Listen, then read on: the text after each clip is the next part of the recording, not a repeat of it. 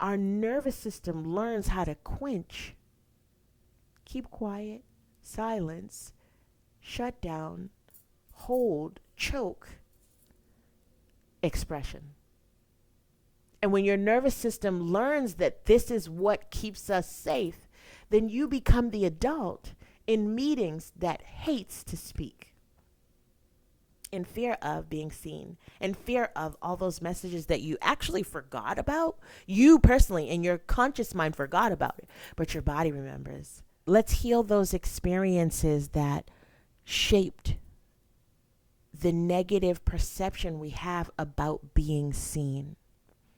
Because let me tell you, sis, it's time for you to be seen. This is your moment. This is the time. The world around you, the people who have the problem that you have struggled with and overcame, they need you. They need you to show up with all that you have, nothing extra, just you. They got to see you. All right, so let's talk about it. Soft spaces. Soft spaces.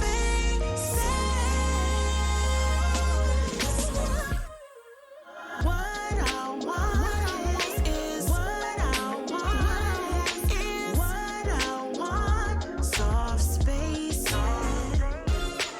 What I want is what I want is what I want. Soft spaces.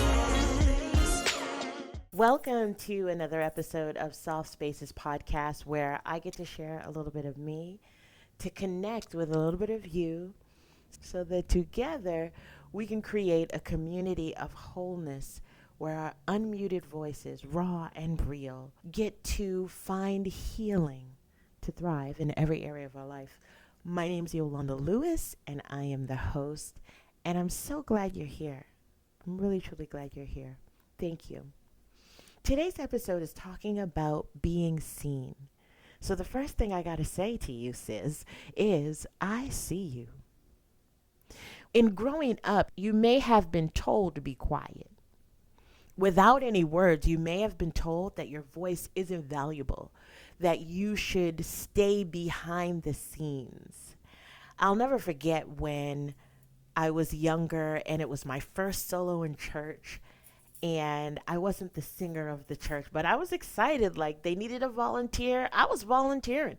And so I sang my little song, and my mom, she was off in the crowd rocking it. The whole church was rocking it out because I was a kid just trying to sing something. And so everybody was loving it and getting into it.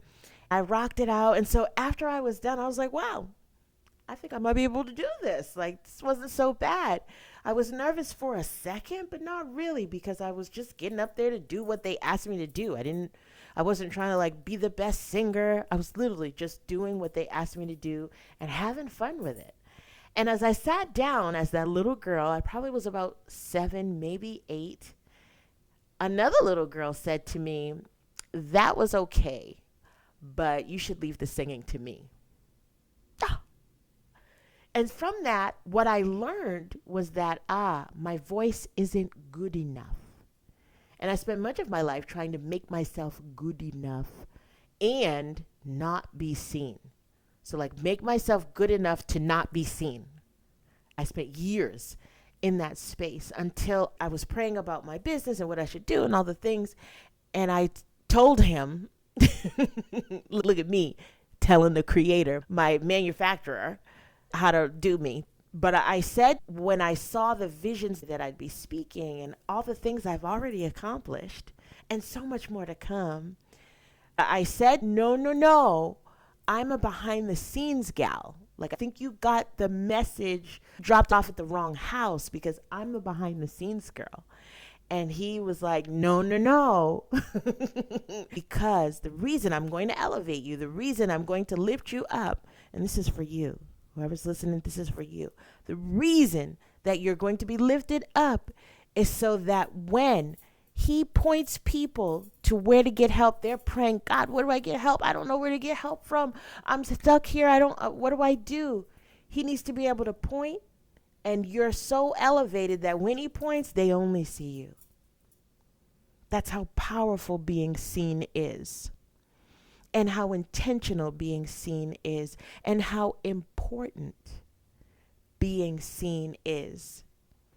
So if you had an issue around being seen and you're holding it even to this day, allowing it to be the excuse that holds you back from being the person that you know you were called to be in your world, that you were called to be on your job, in your church, with your family, that you were called to be as an example for your children, for your nieces, for your nephews, for your uncles, for your grandmas.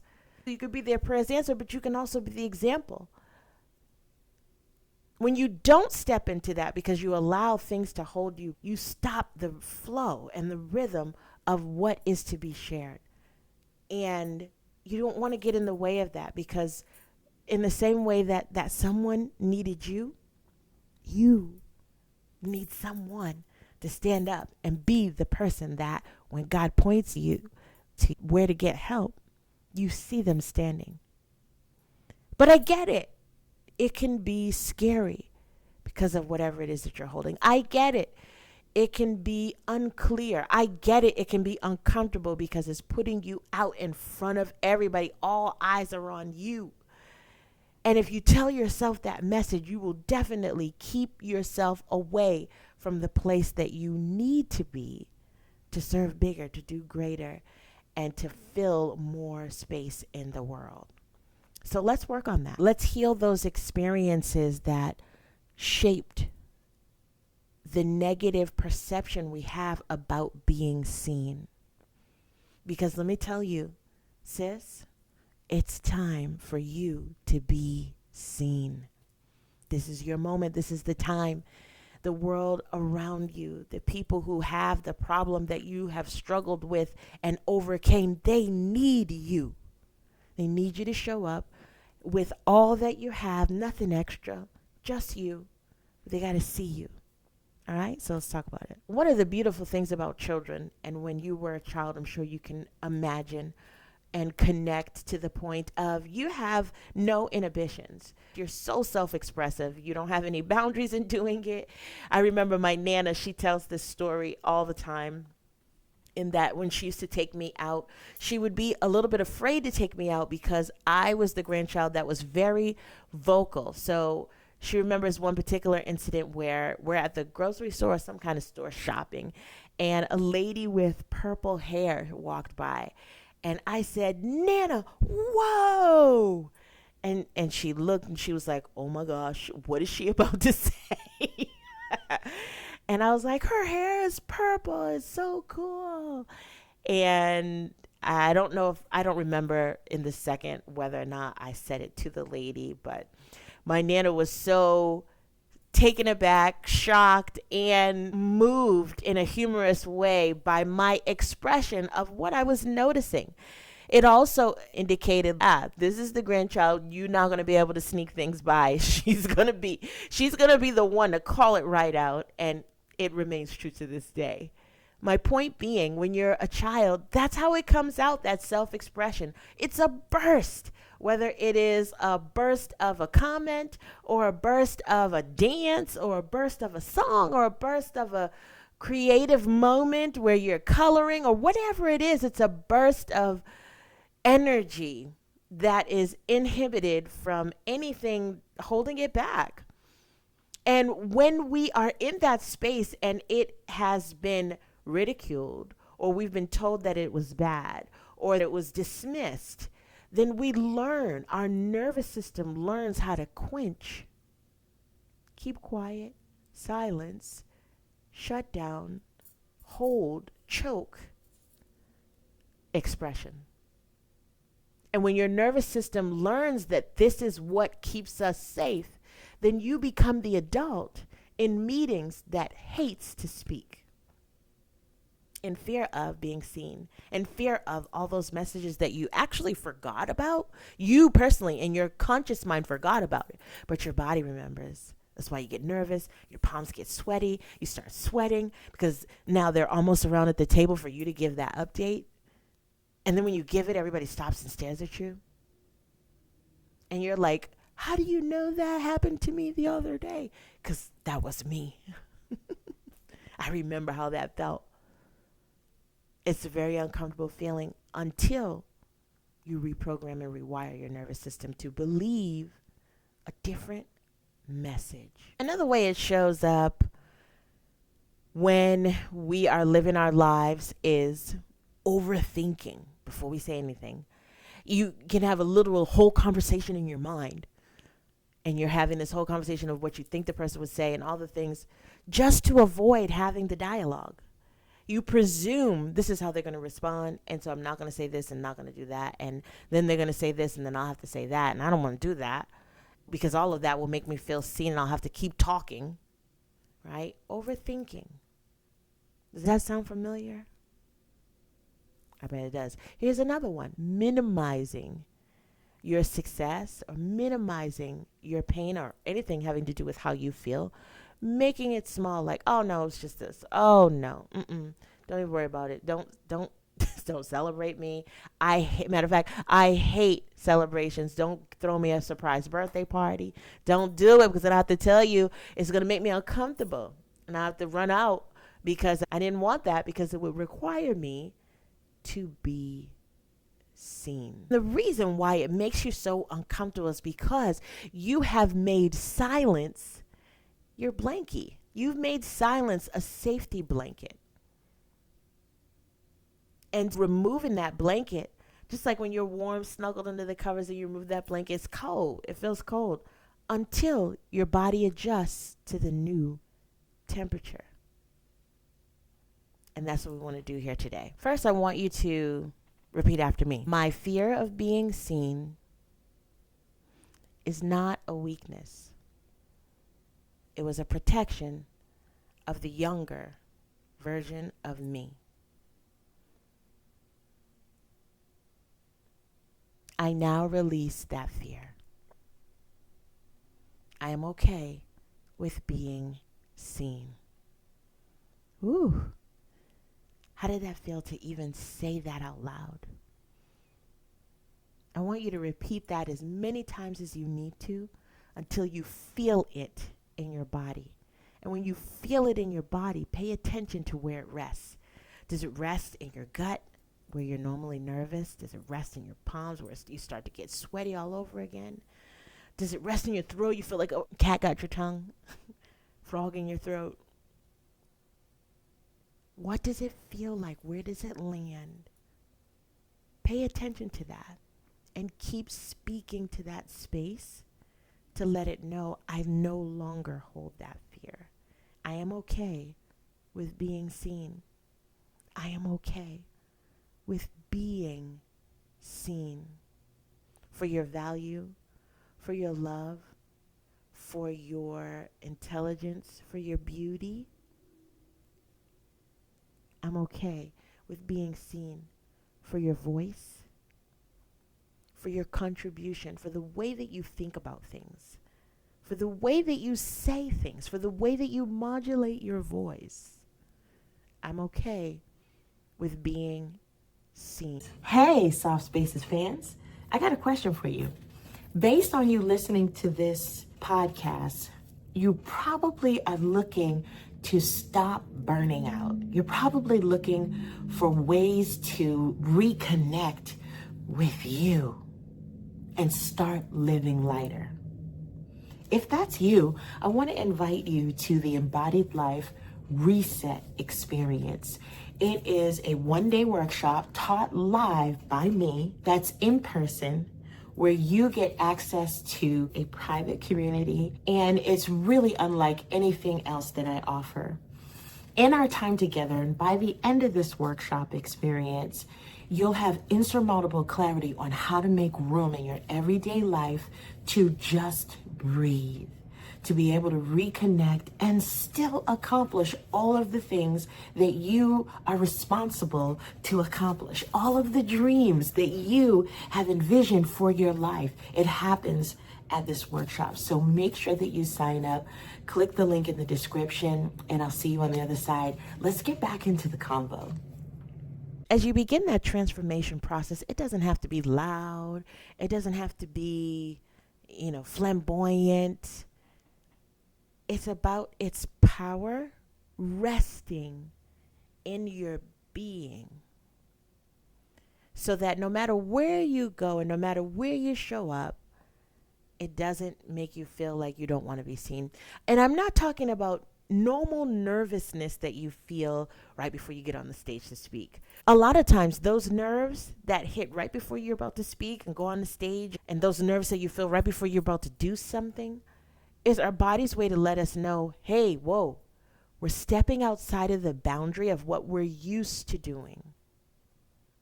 We're letting you know we're going on the other side of familiar. And it's okay. That's your job, to tell your body it's okay.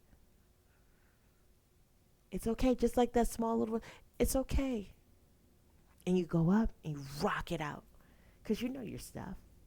You know what you're talking about on that stage. You know the impact that you're able to make. You know the stories that you want to tell. You know it. Go and do it. And in that going and doing it, before you get to the stage, to start, you start with you. Practice telling yourself the truth of the fact that I am great. My voice matters, and it's okay to be seen. I am great. My voice matters. It's okay to be seen. I am great. My voice matters, and it's okay to be seen. Should I make a song? Start with yourself. Empower yourself. Speak to yourself. Get used to the sound of your voice. And that way it won't sound so foreign when it goes out into the world. It's familiar. That's what we want to do. We want to make our voice that was silenced, that was told to be quiet, that was told to sit over there, that was told to stay in the background. We want to get our voice used to being a familiar pattern that our body is used to hearing, so that the nervous system doesn't send off alarms to say, hey, whoa, this is something unfamiliar. No, this is familiar. So there's no nerves required. There's no flutter in your tummy required. There's no frog in your throat required. There's no cat that got your tongue. Because this is a place of safety that you're used to. Not the trauma response of freak out, oh my gosh, let me stay back here, be quiet because somebody told me to do that all my life. No. It is safe to come out. It's safe now to be you. Practice that. Practice saying that to yourself out loud. That's step one. Step two is actually practice using it in low stake opportunities. Practice using it. So maybe it is in the meeting, and maybe instead of doing the whole presentation, you ask a question. Boom. And now everybody's looking at you and they're like, wow, I didn't even know she thought like that. She's a creative thinker. I love the way she thinks.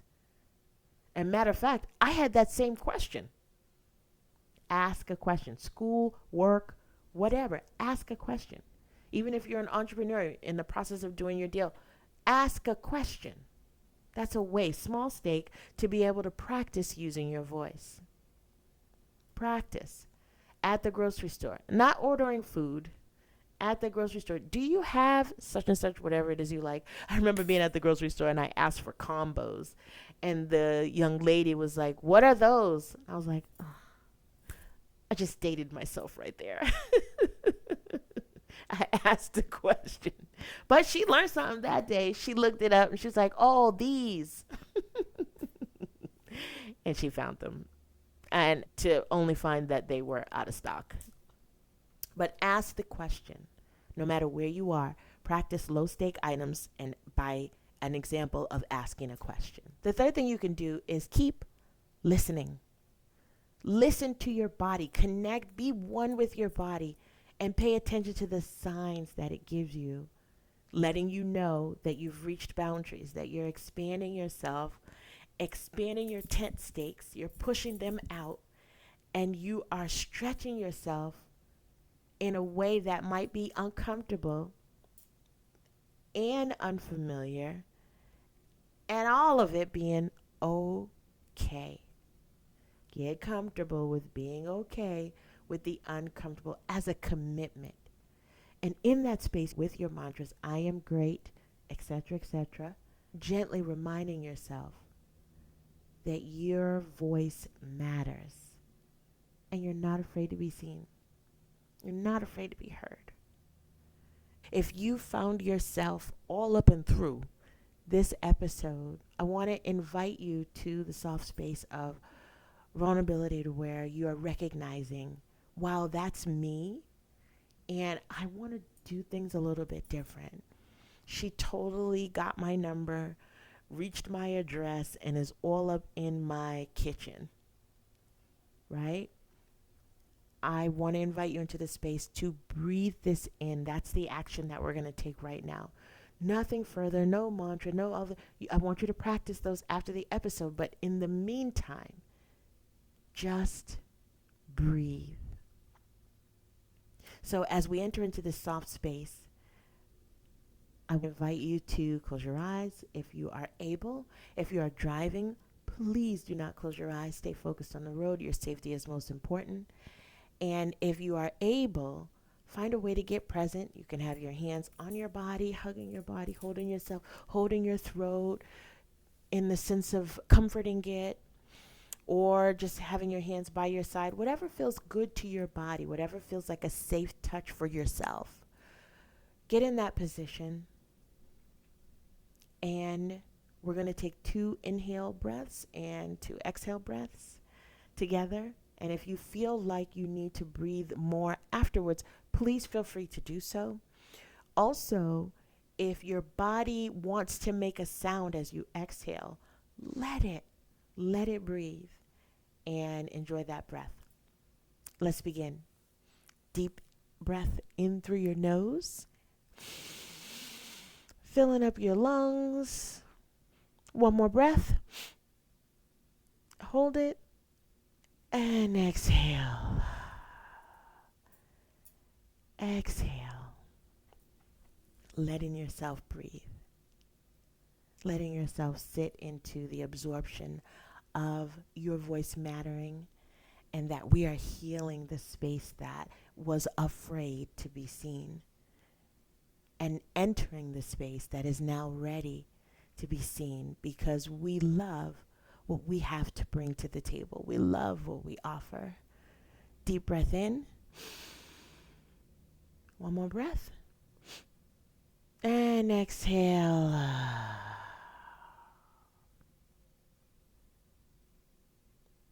And just sit with it. Sit with you. Think about it. Think about the conversation. Let it breathe inside of your mind. And in the meantime, I thank you for joining me in this episode. And I can't wait to see you again on the next. Tell me about what your favorite part was. Drop it in the comments below. And I'll see you again real soon. Take care and God bless.